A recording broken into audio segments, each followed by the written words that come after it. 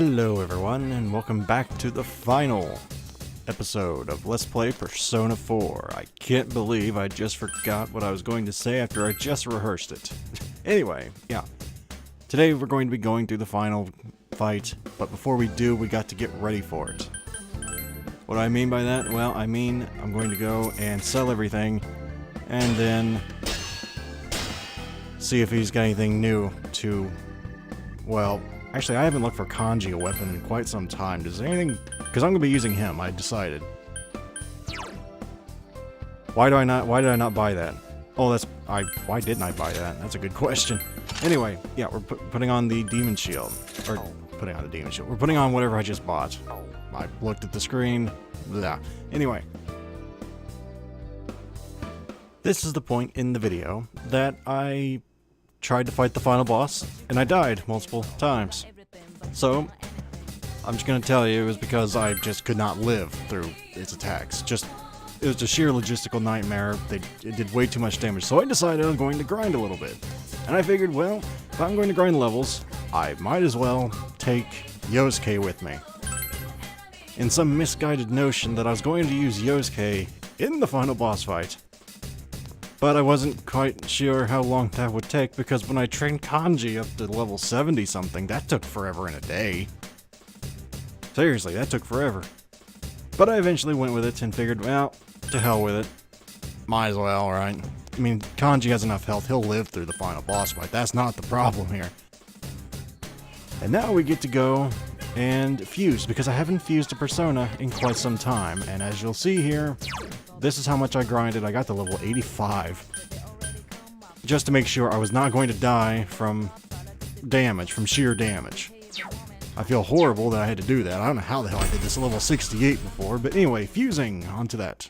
Our first Persona we're going to fuse today is Alice with Vasile, or whatever that was, into Scott Hawk.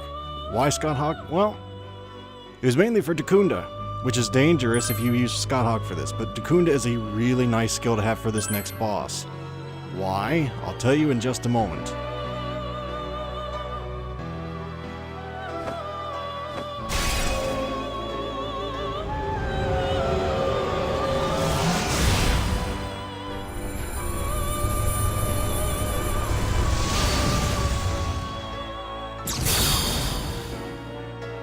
Now, why is having Dacunda so nice to have in this fight? Well, there's a big reason. She uses Rakunda? Is it Rakunda? Yeah, Rakukaja and Rakunda. Yeah, she uses Rakunda on you, and she does a ton of damage like that. Which, the reason why I died before was because I had Rakunda on me, and I couldn't really afford to get Scott Hawk into... Well, I didn't have Dacunda at the time, that's the reason.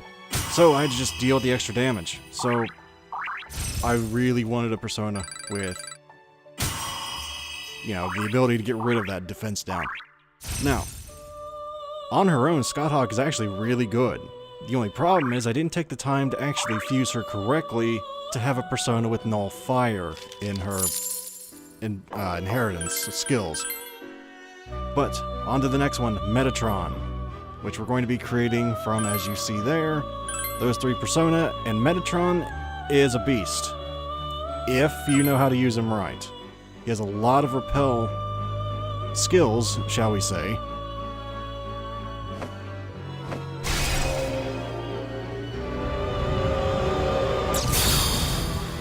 But the problem is, he's weak to Shadow. I don't know if the final boss uses Shadow attacks. I wasn't sure, so I don't know how useful this actually was in the long run, but Metatron, if for nothing else, Metatron is indeed used for a pentagram fusing, I think? I don't remember which one. Oh crap, was that? No, that wasn't Trumpeter, was it? I don't remember which one it was. Anyway, Metatron, like I said before, gets a lot of repel skills, shall we say. Like repel ice, repel, I think wind, maybe lightning, I don't remember which. I think it only gets, well, we'll see here in a minute, but electricity, right. Guess I was wrong. Either way. The thing you really want to look out for is it's nice to have Secunda for this fight. Debilitate's even better if you can get Trumpeter, but I didn't go through the effort of doing it. But Secunda will save your behind in this next fight, if you have it. If you don't have it, no big deal. Just, I would recommend you have Super Kaja then, or Super Kaja at the least, but it's not, I guess, necessary, but... yeah, anyway. The big thing for this next fight is preparation, folks. You got all the time in the world to prepare for this, whereas I had 1 week. Which I'm not faulting anybody for. I love doing this. But if you have time to prepare and you want the easiest fight possible, it's very easy to go and get Trumpeter, then the fight's a joke. Because you have Debilitate, and if you don't know what Debilitate is, Debilitate lowers the enemy's attack, defense, and evade, I think, all in one. It's broken. I think it's expensive as all hell, but it's broken.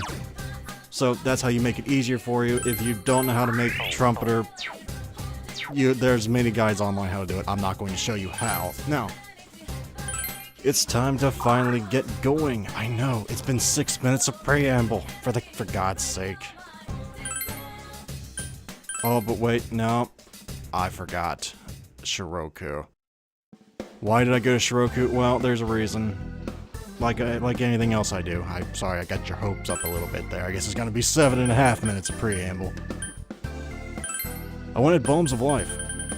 Because if you're not careful in this fight, people are going to die a whole lot. Now, a lot of people probably would get a lot of other stuff here, but I already own 25 of each restorative. You want restoratives for this fight. You can get poisoned, you can get rage, you can get silence, you can get any number of things in one of its special attacks, and trust me, you'll know it when you see it. Probably right before a game over screen if you're not prepared, which is why I don't think I showed it in this video, but I did in fact have the Book of Ruin, or whatever that was, on my main character, and there is a very good reason for that, and it's how I died the 4th time, I think. Because the boss has an attack that when you get it hit by a status effect, it gets 2 turns. The first turn, it does nasty status effects, and I think the second one is, if you get hit by a status effect, you die. So you really want that on your main character, so you don't go, oh god, every time it uses it. But this is the final countdown, folks. If you don't want to go in there, do not hit yes, and we're about to be treated to a very long cutscene, and the beginning of the fight, so enjoy, people.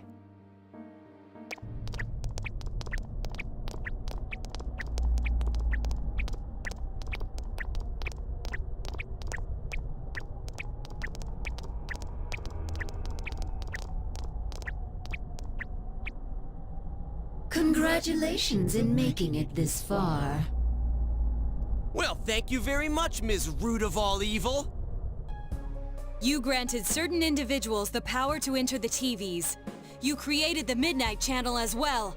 And lastly, you started a rumor about the Midnight Channel to raise its public awareness. Is this correct? All save one point.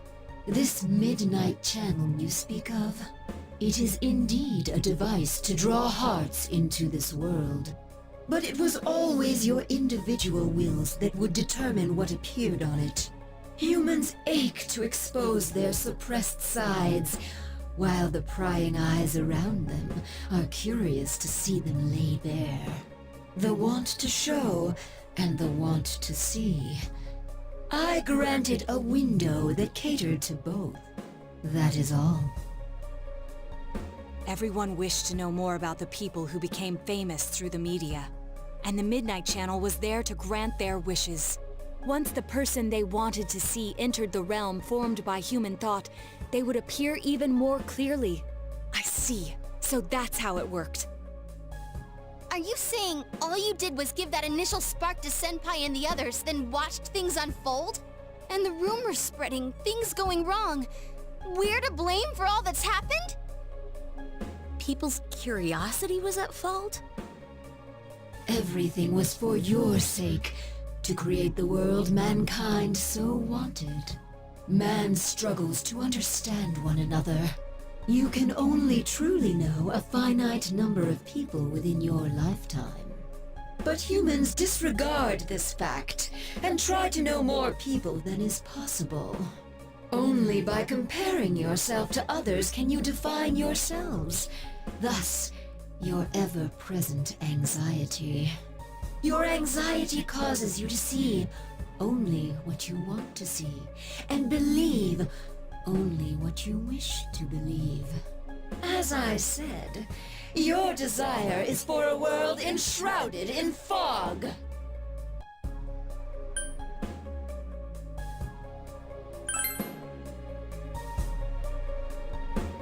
I must agree that the vast majority of people are exactly as you say. But we don't intend to live that way. If we were fine with the world you're making, we'd never have come this far, damn it! We'll keep searching for truth and figuring out who we are as we go on with our lives. We all will. Together. That's right. No more butting into our business. We will continue to live in our world with everyone else. That's why.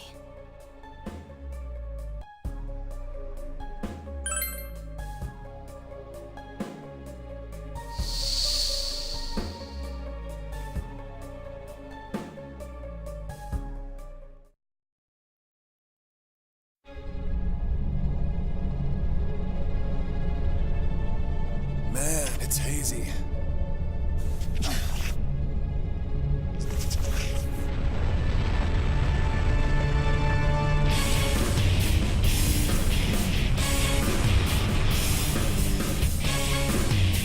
What? Sheesh, it's huge! Come on! You know we've been through way worse than this thing!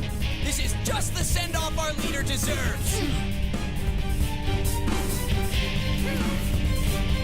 All right, time for the grand finale!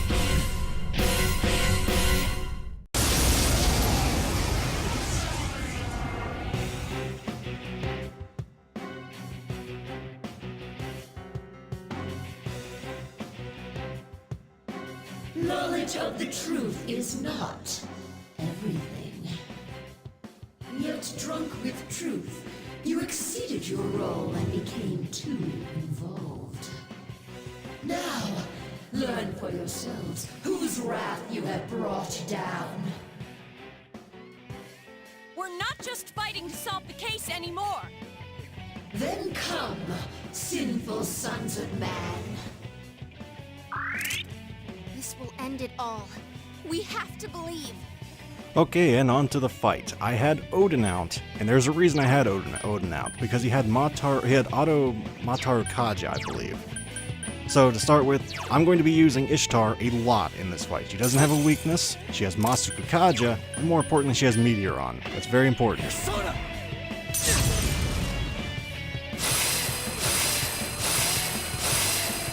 You don't need Masuku Kaja, it just makes this fight a whole hell of a lot easier.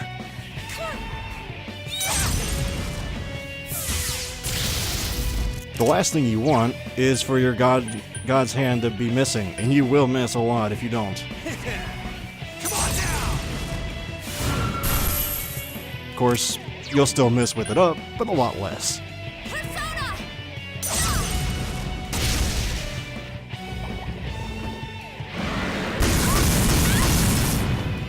This would be where Teddy would have just got knocked on his butt and gave her another turn.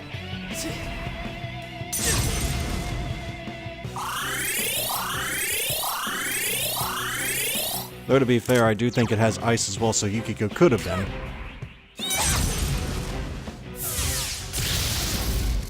Not sure on that one, though.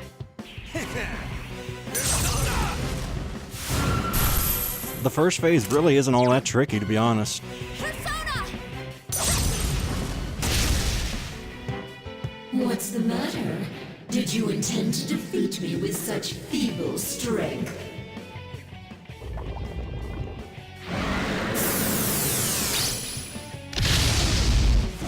Yeah, Megadoleon's basically the worst attack her first form has, so if you can survive the damage of that, you're set.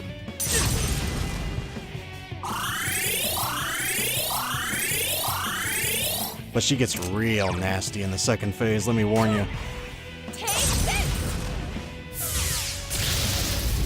I don't know about real nasty, but it gets a lot harder.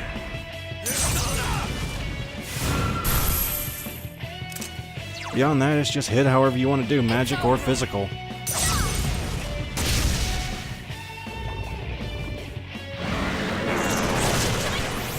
Personally, I prefer physical, just because I like brute forcing things, and this does not seem like the way they want you to fight this.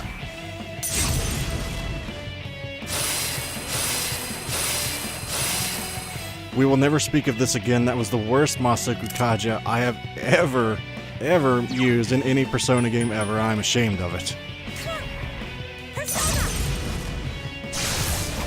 As you can tell, that was the worst time you could have ever cast that thing. I guess not the worst. The worst would be if you just cast it while everybody still had it up. But that was the second worst, I guess, if you want to be technical.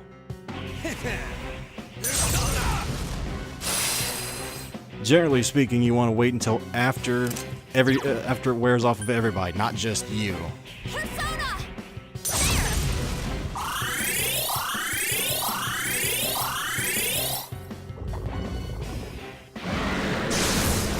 Now, as far as strategy goes with this group, in my experience, the best is to actually let Yukiko heal and let the main character do DPS.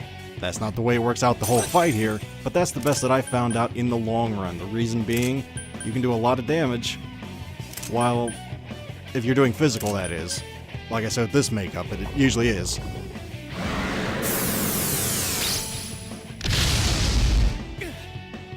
So that way, everybody can go balls to the wall, you know, as hard as they can with all the physical attacks you got, and then she can heal you right back up. The only problem is if Yukiko gets knocked down or is dead, well, you can kind of see where the problem is in that. It's not exactly, doesn't exactly take a genius, but it is a good idea to keep up Masaku Kaja where you can. Avoiding hits where you can is how you win fights.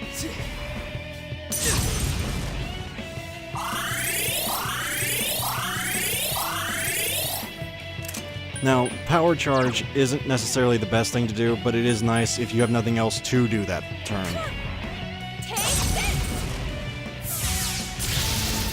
Generally, I save that for turns where I know it's like a recovery turn for your team, basically. Come on down! Which I should have, looking back on it, cast it this turn, but I didn't.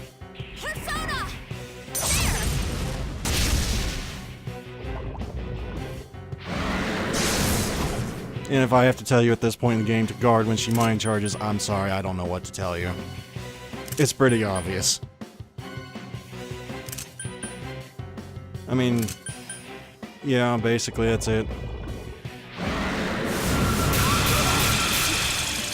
Oh, she does use ice. Well, there you go. So, Yukiko's just as much danger there. She decides to cast it without mind charging. Soda!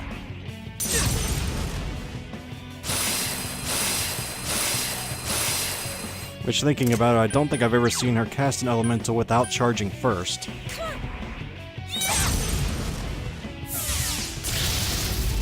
That might just be my memory playing tricks on me, or I just don't know, either way.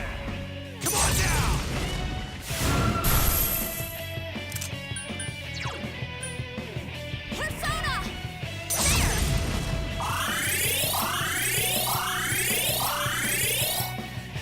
You cannot atone so easily for your foolish pride in stepping into the realm of the gods.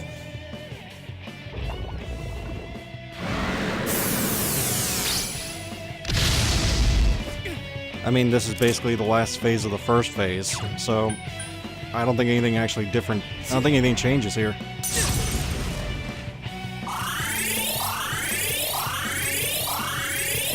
But the fight is about to be turned on its head in about, well, next video, basically. By the way, thank you for watching the commentary version. I like you too.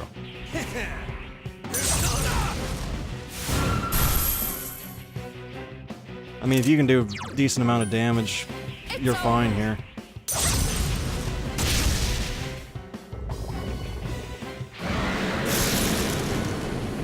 Whether you want to do that physical damage, magical damage is in fact safer because you don't have to take a huge hit in HP every time you attack. But if you have the strategy down, physical is very viable. You just have to be a bit more careful and make sure you don't hit X twice very, in consecutive there. To be honest, I think my big quandary here was I think I have Masuku Kaja up. I basically didn't want to make the same mistake twice of casting Masuku Kaja when he was up on everybody, but at the time I did not realize that all I had to do was use an item on somebody, or pretend to use an item on somebody, and then it would tell what buffs they have. I was just being stupid at the time. Coupled with the fact that I had lost about 5 times previous, may have factored into that decision, but I decided to keep Loki and just go DPS.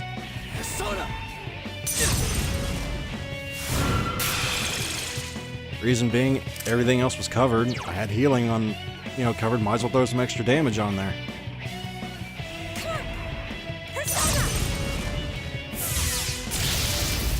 I figured Loki could probably do more damage than Yukiko. I was probably wrong.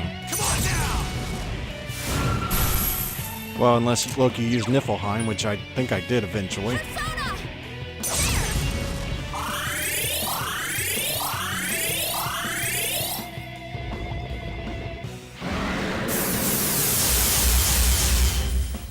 Ah yes, this would be the point in the fight Senpai's persona is sealed. where you go, oh thank god I have Amrita on my main character too.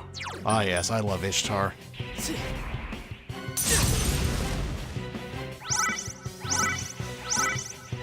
One of the best healing persona in the game if you can build her right. Not the best, but one of. Actually, come to think of it, does she have a weakness or did I just build her that way? I don't remember. Come on down! Now, you don't need to use Montaro Kaja, but if you're gonna bring Kanji, you might as well as kind of one of his big things.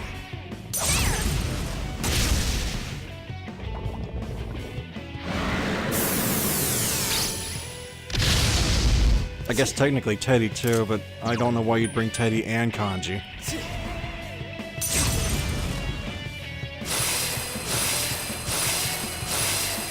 Well, I guess I can see how you would, considering they're quite different. Never mind, I just made an idiot of myself.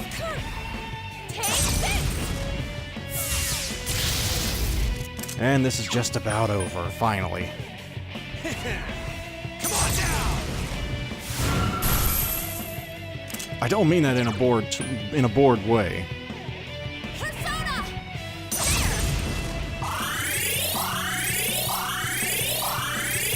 You just try coming up with things to say over 20 minutes. Seriously, it's much more difficult than you initially think, especially when you're doing the same thing over and over and over again. But getting back on the track here.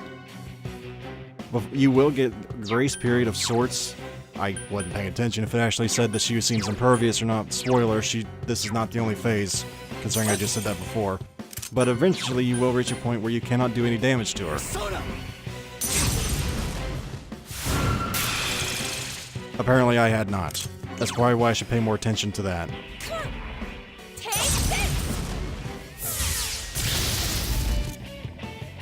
Oh well, I think this next attack will do it. Come on down! Now that's not to say it immediately goes to the next phase. No, you gotta survive a few more turns.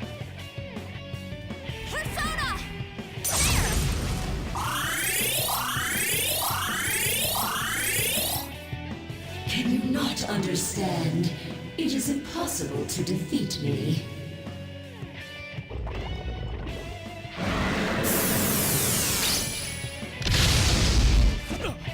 This is a great opportunity to actually buff your team up. You might want to wait until the second or third turn. I don't remember how many you can actually watch here, as you see here. How many turns until the thing goes to the next phase? The turn before that, you might want to buff. I didn't remember how many turns it was, so I just kind of... Well, I mean, if she mind charges, you gotta do what you gotta do, but ideally, when you should buff...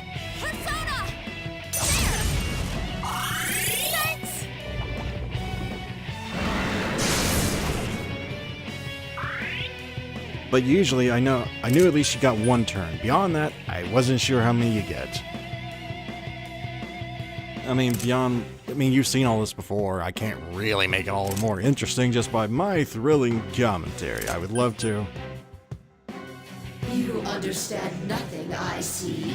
Ignorant mortals.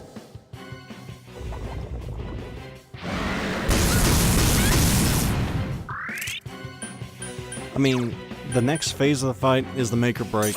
I've never died to the first phase to my knowledge, except maybe once on hard mode, but beyond that...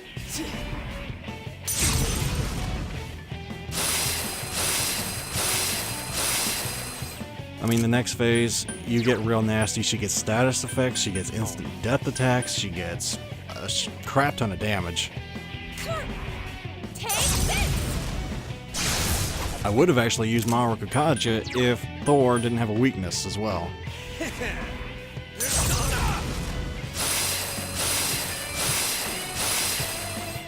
And if you have Trumpeter, I mean, the whole thing's done at that point.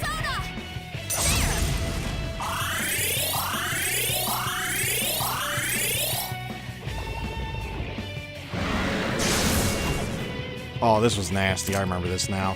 Yeah, she uses Mind Charge where you basically have to just guard, but this is where it ends.